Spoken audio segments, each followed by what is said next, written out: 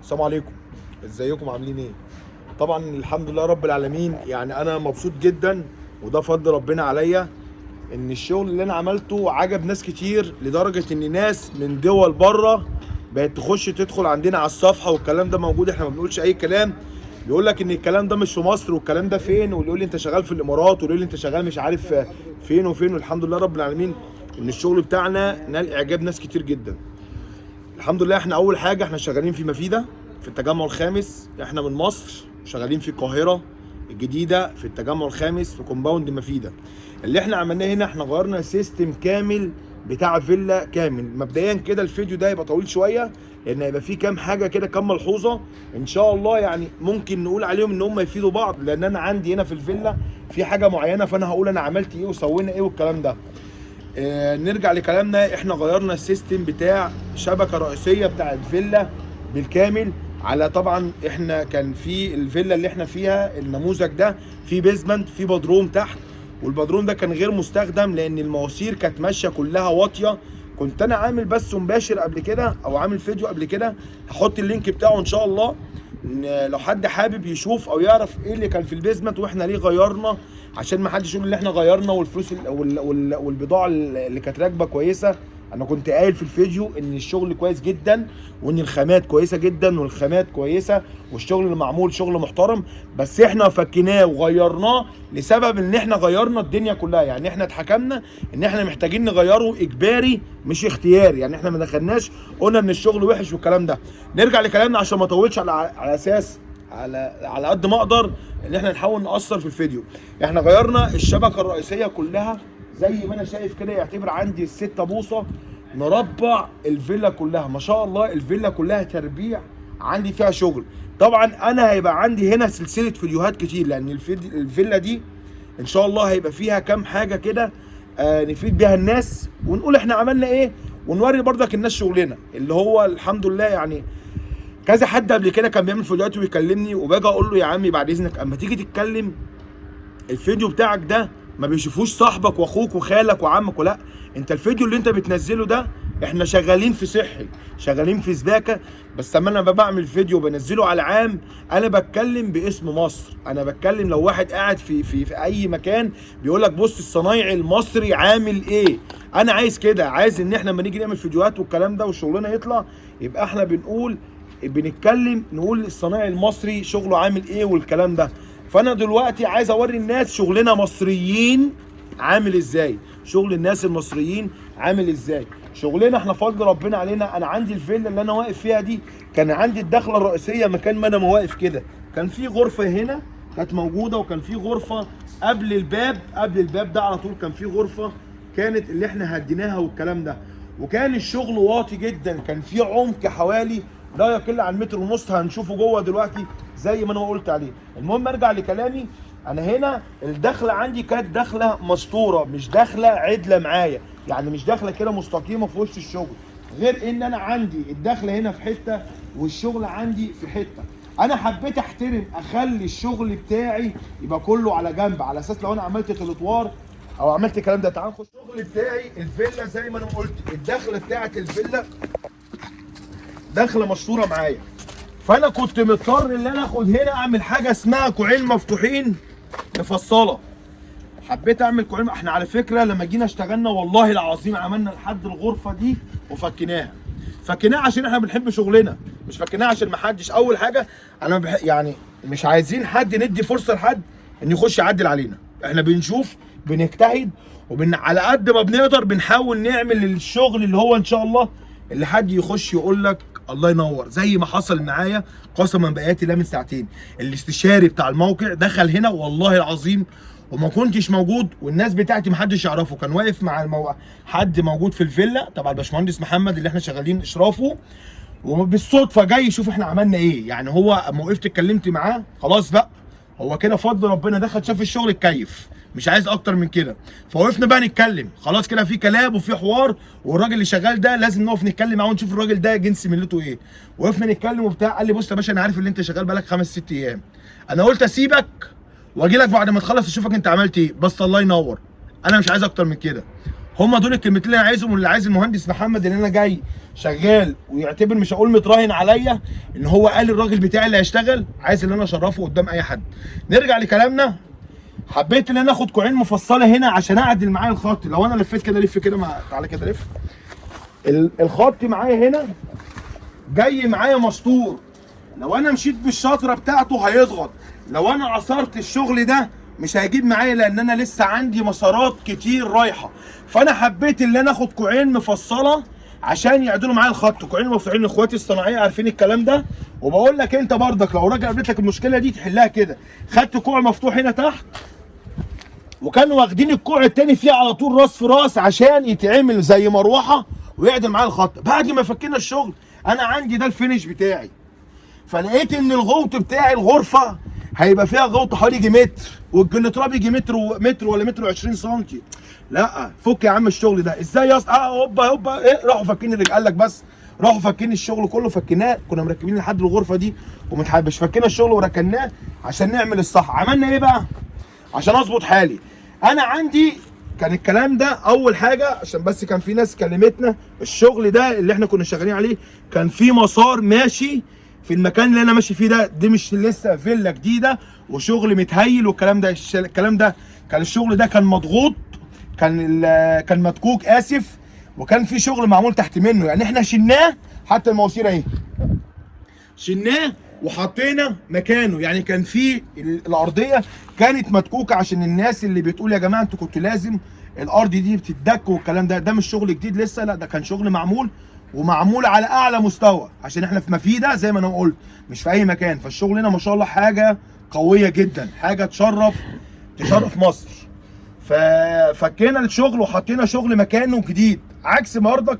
يعني معلش هو يعني الكلام بيجيب بعضه بس لازم نقول حق الناس. عكس ما احنا ما بنخش اماكن بنلاقي ان الشغل محتاج ان هو نقول ايه الشغل الزباله ده، لا هنا ما فيش الكلام ده.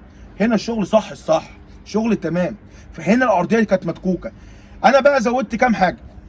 نرجع بس نمشي مع بعض كده واقول انا زودت ايه من عندي انا اللي انا عملته. اللي انا بحب اللي ما دام الشغل مظبوط يبقى لازم امشي مظبوط، لان انا اي ترشيح اي رطوبه اي ميه تنقط اي حاجه هيقول لك هات محمد شعراوي، حتى لو محمد شعراوي ملوش ذنب.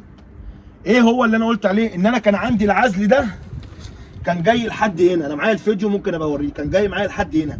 وكان الشغل عشان كان جاي من تحت كان معمول فتحات 6 بوصه هنا، وكان معمول سليف على اساس ان هو كان هيبقى جراج وبتاع والكلام ده مش هيبقى سكن. انا لما كنت فاحل كده رحت جايب الراجل بتاع العزل اللي شغال معايا قلت له اعزل لي الجنب ده كله، كمل لي على العزل واعزل لي الارض دي واقفل لي الشنايش عشان لو هنا في زراعه في اي حاجه ما تعمليش رطوبه هتبقى في جوه. هنبقى نقول عليها في الفيديوهات اللي جايه، هنقول من جوه. بس خليكم فاكرين العزل ده انا اللي قلت اعزله. كملت، انا عندي العزل القديم هناك اهو باين، انا كملت عليه لحد العزل اللي هناك ده، كملت عليه العزل القديم. نرجع بردك لمرجوعنا زي ما انا قلت، خدت كوعين مفصله.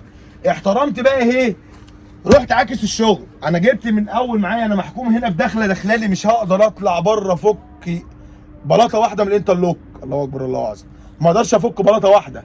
فانا محترم الدخله اللي داخلالي. ركبت الغرفه بتاعتي الرئيسيه اللي هتاخد جنب شمال واليمين، ورحت جاي هنا. جيت عليت بقى، عملت انا ايه بقى؟ ورحت جاي من هناك، ابتديت من هناك عكست انا بقى الايه من هنا. انا بقول لك انت الكلام ده عشان تركز، عشان لو وقعت في نفس المشكله دي ما تجيش تلاقي نفسك اخر غرفه بقت واطيه. جيت احترمت انا الدنيا بقى معايا من هناك.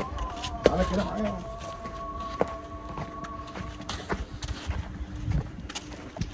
جيت بقى احترمت من هناك. تعالى هناك، تعالى هناك.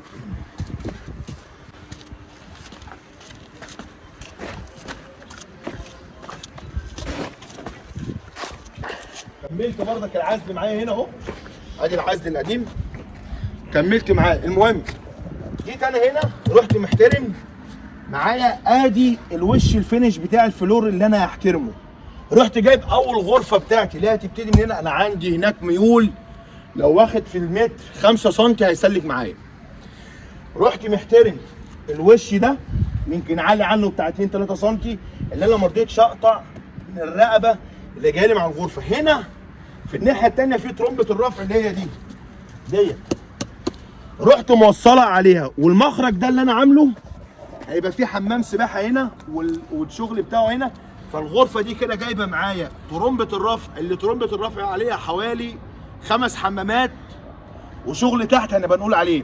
فلازم اعمل غرفه هنا، وعندي حمام السباحه. ادي اول غرفه. رحت محترم ده ومشيت في المتر سنتي، مشيت بقيت شغال بميزان القامه في المتر سنتي زي ما انا عامل كده قدام حضرتك. وكراسي كل حوالي متر و70 سنتي، عاملين كرسي زي ما انت ما شايف كده.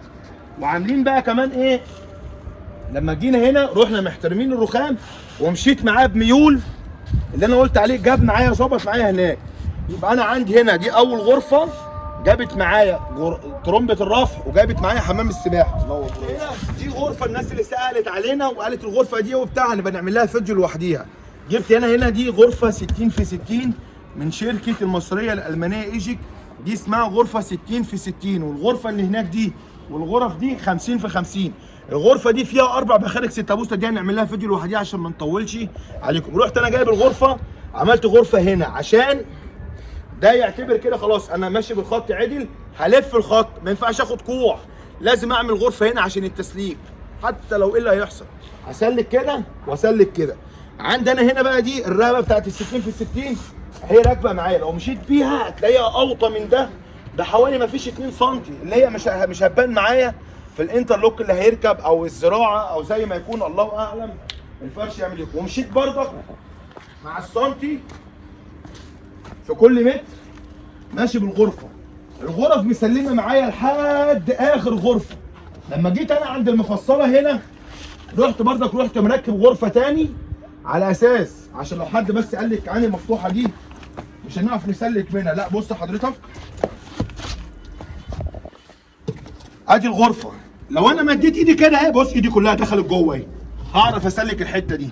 لو انا عايز اسلك ده هسلكه من الغرفه اللي هناك. يبقى الكوعين دول ايه، مش هيعملوا لي عقبه، الكوعين دول مش هيعملوا لي عقبه. عملت انا بقى ايه، احترمت حاجه اتعلمتها من المهندس انطون عجبتني لما انا كنت عامل الفيديو، ولا انا عايز الجلتراب يبقى في نص الغرفه عشان يبقى شكله حلو. مش عيب اللي انت تلقط معلومه من حد وتلاقيها معلومه كويسه وتتعلمها منها. انا خدت الفكره دي المهندس انطون قال لي انا عايز الجلتراب يبقى في نص الغرفه عشان في التشطيب يبقى المسافه اللي هنا قد اللي هنا. بقيت اخد الولد العدل واركب عليه الجلتراب واحكم شغلي عليه، الف بقى مروحه ما الفش، معايا فرصه اعمل اللي انا عايزه. رحت واخد الغرفه دي جايبه معايا ضغط، والغرفه اللي في ظهرنا دي جايبه معايا ضغط، والغرفه دي اللي انا عاملها قبل الكوع مفتوح قلت لازم استخدمها في حاجه. المهندس الاستشاري هنا طالب مننا وهو ده الصح، مع ان الضغط ده جايب حمام واحد فوق، قال لي الدور الارضي ترميه لوحده ما يترميش عليه حاجه. رحنا واخدين ال4 بوصه بتاعه راميينه على الغرفه دي لوحده على اساس يبقى محاله. وخدنا الجليتراب ده، جبنا الضغط ده، وجبنا الحمام اللي هو بتاع الضيوف بكل واحد لوحده. عملت ايه، خليت منسوب اللقطه بتاعت اول غطا من هنا لحد الرخام في ال3 غرف دول قد بعض. لما الراجل يجي يشطب شغله يلاقي ان الغرف دي كلها لو عامل بلاط عامل انترلوك عامل زي ما يكون، هتلاقي الشغل كله ماشي مع بعض ميه واحده، سواء غرف او سواء جليترابات او اي حاجه، هيبقى الشغل في النهايه شكله حلو. ده بالجنب اللي هو ده اللي احنا جايبين معاه، وعملنا فيه المفصله. رحنا الناحيه الثانيه نخليها في فيديو ثاني عشان ما اطولش عليكم. من الناحيه الثانيه هنبقى نعمل لها فيديو مخصوص، لان الناحيه الثانيه دي فيها حكايه وحكايه كبيره مش سهله. يا رب اكون انا قدرت ارد على كل الاسئله اللي الناس قالت عليها، اللي هو لازم صح. قبل ما انسى، احنا هننزل رمله من دي اللي هي رمله الردم دي، وبعد كده هبقى اوريكم الصور بتاعتها. هنصب من تحت منها وفوق منها 20 سم من تحت ومن فوق رمله ناعمه، وبعد كده نحط صبة خرسانه حوالي 10 او 15 سم عشان لو حد حب يجي يفحت او يعمل حاجه هنا يلاقي خرسانه يعرف ان هنا في شغل سداكه والكلام ده.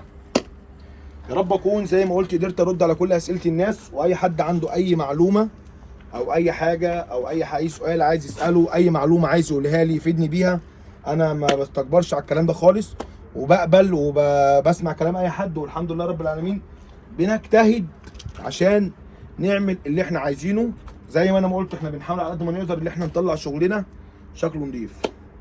يا رب بقى الفيديو ده يعجبكم، ويا رب اكون يعني قدرت اوصل حاجه بسيطه من شغلنا. واحنا في مفيده في فيلا 34 في فيوز واحد، شغالين اشراف المهندس محمد سامي ومحمد شعراوي وفريقه، بيعملوا تاريخ ليهم في كل مكان. والسلام عليكم.